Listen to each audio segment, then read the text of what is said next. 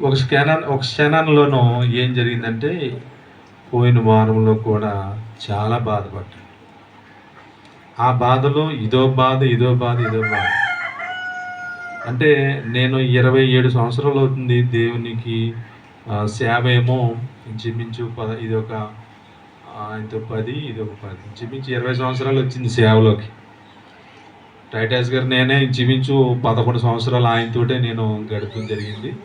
ఆ తర్వాత డేవిడ్ అన్నతో 8 సంవత్సరాలు ఆయనతో స్నేహం చేశాను, భీమవరం డేవిడ్ అన్నతో. డేవిడ్ అన్న కూడా నన్ను చాలా బాగా ప్రేమించేవాడు. నేను ఈ బెల్ట్ నుంచి ఈ బెల్ట్లోకి వచ్చిన తర్వాత డేవిడ్ అన్న నన్ను బలపరిచేవారు. అలాగే ఎమ్మాన్యుయల్ అన్నయ్యని కూడా చూసేవారు నేను. అన్నయ్య గారు పాటలు బాగా కడతాడు, బాగా సింగర్ ఆయన.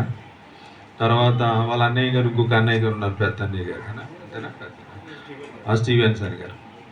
ఈయన మరి నేను బేతనీకి వెళ్ళినప్పుడు సీఎంలోనూ తండ్రి కుమార పరిశుద్ధాత్మలాగా ఉండేవారు ముగ్గురు. మంచి అనుభవం ఉన్న వ్యక్తులు. కృష్ణాపుర గారు, అయ్య గారు, వాళ్ళ బిడ్డలు అంటే అసలు నెంబర్ 1.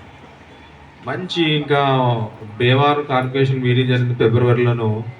అసలు మేము ఒక్క మీటింగ్ కూడా లేకుండా ఉన్నాం పూర్తిగా. కనీసం 2 రోజులు అలా గడిపితేనే.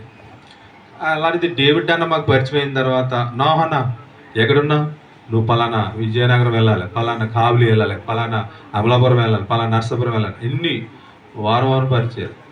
ఎందుకంటే మాది చిన్న సంఘం. అప్పుడు ఓ 10 మంది అలాగ ఉండేవారు.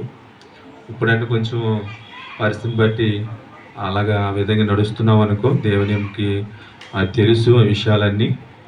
అందుని బట్టి నన్ను పంపించు డేవిడ్ అన్న. అప్పుడు మా అమ్మ అనేది, నాయన నువ్వు వెళ్తున్నావు జాగ్రత్తరా అని.